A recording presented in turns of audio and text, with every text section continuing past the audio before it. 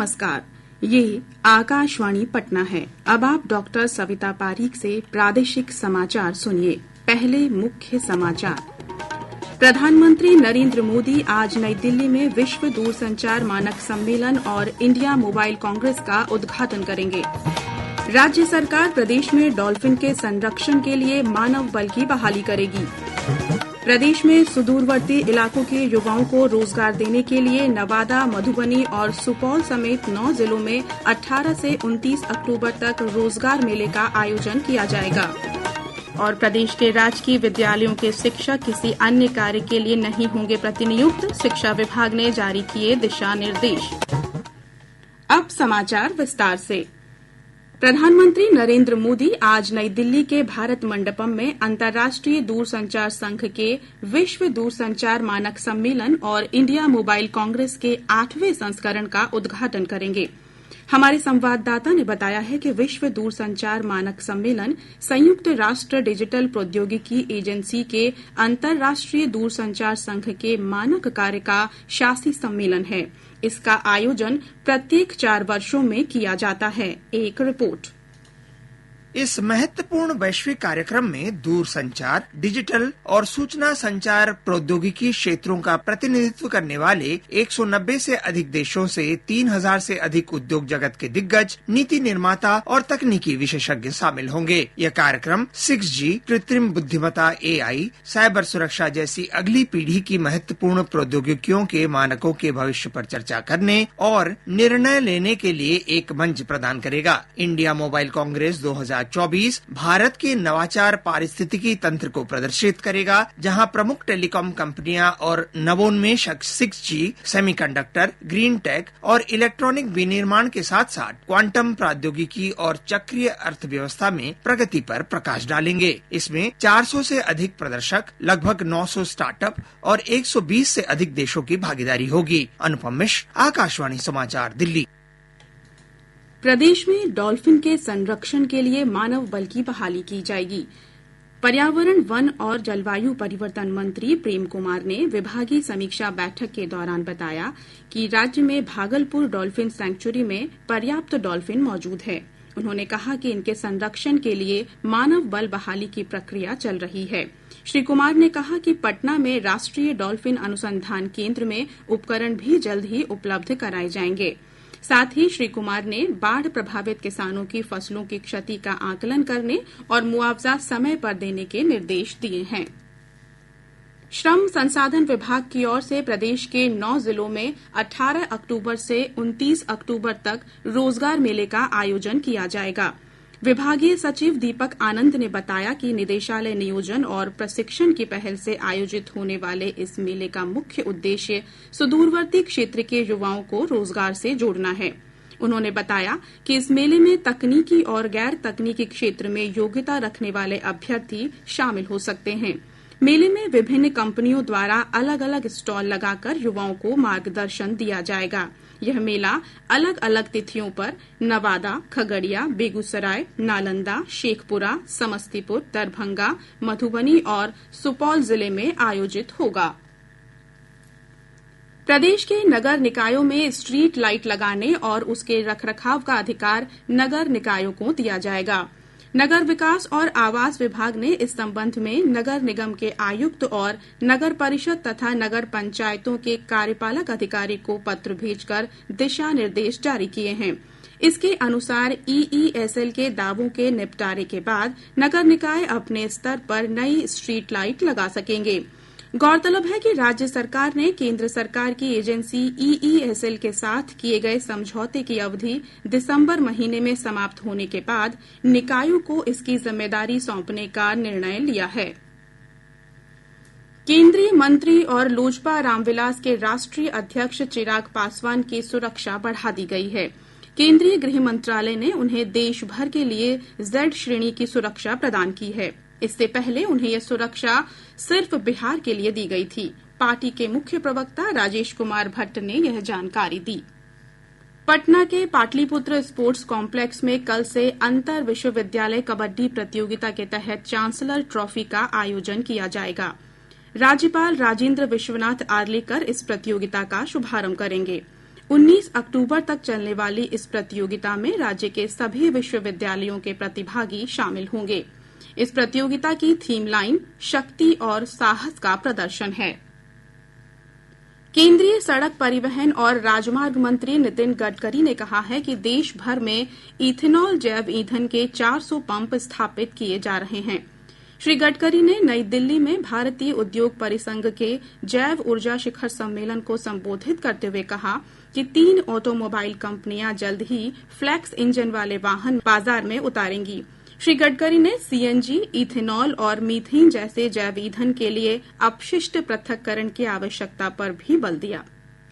Biofuel का उपयोग करके हमारे देश के एग्रीकल्चर ग्रोथ रेट को भी बढ़ा सकते हैं और किसानों को भी समृद्ध संपन्न कर सकते हैं। अभी जैसे इथेनॉल हम शुगर केन जूस से बनाते हैं, बी हेवी मोलाइसिस जो है 7% जो आता है उससे बनाते हैं, और उसके बाद फूड ग्रेन से भी बना सकते हैं, ब्रोकन राइस से, कॉर्न से भी बना रहे हैं। प्रदेश के 20 लाख बच्चों का आधार कार्ड दिसंबर महीने के अंत तक बना लिया जाएगा। इस लक्ष्य की प्राप्ति के लिए डाक विभाग ने प्रदेश में आधार कार्ड केंद्र की संख्या बढ़ा दी है। राज्य में पहले 700 आधार केंद्र थे, जिनकी संख्या अब बढ़कर 3000 से अधिक हो गई है। डाक विभाग से प्राप्त जानकारी के अनुसार 30 सितंबर तक 8 लाख बच्चों का आधार कार्ड बन चुका है। इसी सफलता को देखते हुए विभाग ने निर्धारित लक्ष्य 10 से बढ़ाकर 20 लाख कर दिया है।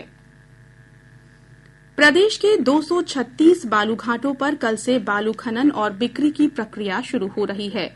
वर्तमान में एनजीटी के दिशा निर्देश के अनुसार 15 जून से आज तक बालू खनन पर रोक है। इस बार बालू खनन की निगरानी ड्रोन के जरिए की जाएगी। इससे अवैध खनन रोकने में मदद मिलेगी। प्रादेशिक समाचार आप आकाशवाणी पटना से सुन रहे हैं। ताजा समाचारों के लिए आप हमारे एक्स हैंडल AIR_News_पटना पर जा सकते हैं। प्रदेश के राजकीय विद्यालयों के शिक्षकों को किसी अन्य कार्य के लिए प्रतिनियुक्त नहीं किया जाएगा। शिक्षा विभाग ने इस संबंध में सभी जिला शिक्षा अधिकारियों को निर्देश जारी किए हैं। निर्देशों के अनुसार अत्यंत आवश्यक होने पर केवल 3 महीनों के लिए जिला स्तरीय स्थापना समिति के माध्यम से प्रतिनियुक्ति की जाएगी। प्रतिनियुक्ति का फैसला स्थानांतरण के साथ ही किया जाएगा। दुर्गा पूजा और दशहरा का उत्सव खत्म होने के बाद प्रदेश भर में दीपावली और छठ की तैयारी शुरू हो गई है। विभिन्न नदियों और तालाबों की साफ सफाई का काम स्थानीय प्रशासन की ओर से शुरू कर दिया गया है। पटना जिला प्रशासन छठ महापर्व को लेकर तैयारियों में जुट गया है। जिलाधिकारी चंद्रशेखर सिंह की ओर से जारी निर्देश के अनुसार छठ को लेकर 6 कोषांग गठित किए गए हैं। डीडीसी समीर सौरभ को कोषांग का वरीय नोडल पदाधिकारी बनाया गया है। 109 घाटों की साफ सफाई के लिए 21 सेक्टर बनाए गए हैं और अधिकारियों को जिम्मेदारी सौंपी गई है। जिला प्रशासन ने 18 अक्टूबर तक खतरनाक घाटों की रिपोर्ट मांगी है। दीपावली और छठ को लेकर रेलवे ने पटना और नई दिल्ली के बीच वंदे भारत स्पेशल और तेजस स्पेशल ट्रेन चलाने का निर्णय लिया है। वंदे भारत स्पेशल ट्रेन का परिचालन 30 अक्टूबर, 1 नवंबर, 3 नवंबर और 6 नवंबर को नई दिल्ली से होगा। वहीं वापसी में यह ट्रेन 31 अक्टूबर, 2 नवंबर, 4 नवंबर और 7 नवंबर को नई दिल्ली के लिए रवाना होगी। तेजस स्पेशल ट्रेन का परिचालन दिल्ली से 31 अक्टूबर, 2 नवंबर और 5 नवंबर को किया जाएगा।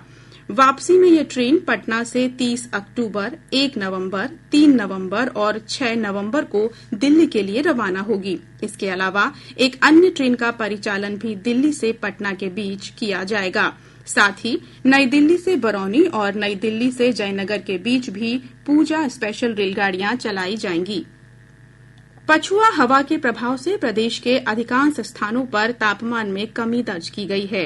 मौसम विभाग से प्राप्त जानकारी के अनुसार पिछले 24 घंटों के दौरान 26 जिलों के अधिकतम तापमान में कमी दर्ज की गई है।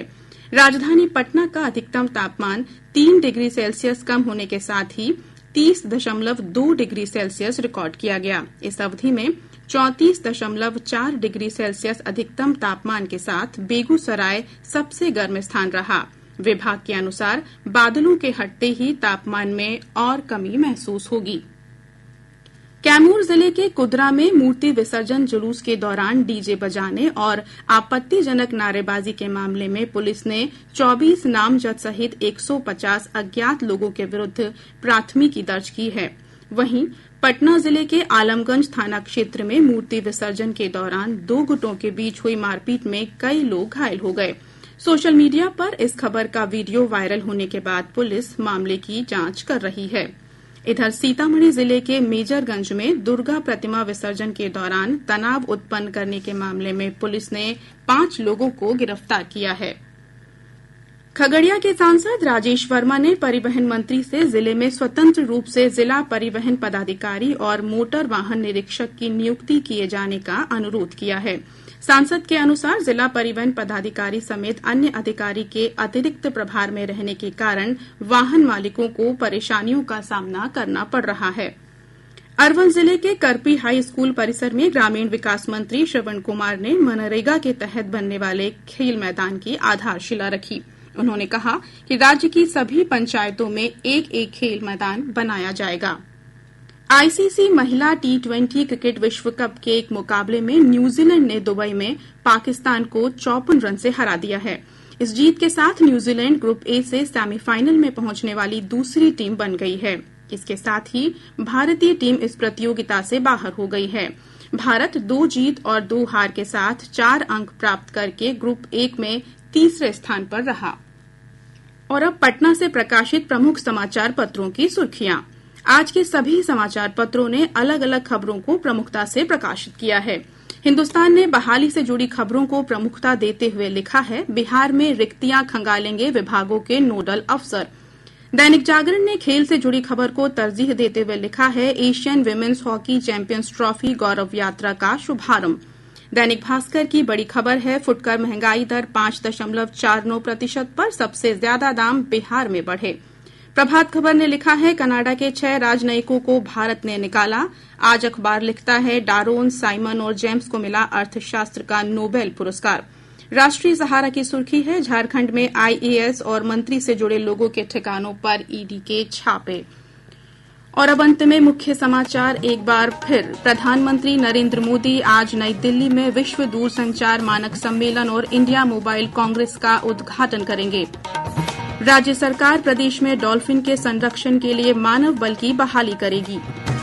प्रदेश में सुदूरवर्ती इलाकों के युवाओं को रोजगार देने के लिए नवादा, मधुबनी और सुपौल समेत 9 जिलों में 18 से 29 अक्टूबर तक रोजगार मेले का आयोजन किया जाएगा। और प्रदेश के राजकीय विद्यालयों के शिक्षक किसी अन्य कार्य के लिए नहीं होंगे प्रतिनियुक्त, शिक्षा विभाग ने जारी किए दिशा निर्देश। इसके साथ ही आकाशवाणी पटना से प्रसारित प्रादेशिक समाचार का ये अंक समाप्त हुआ।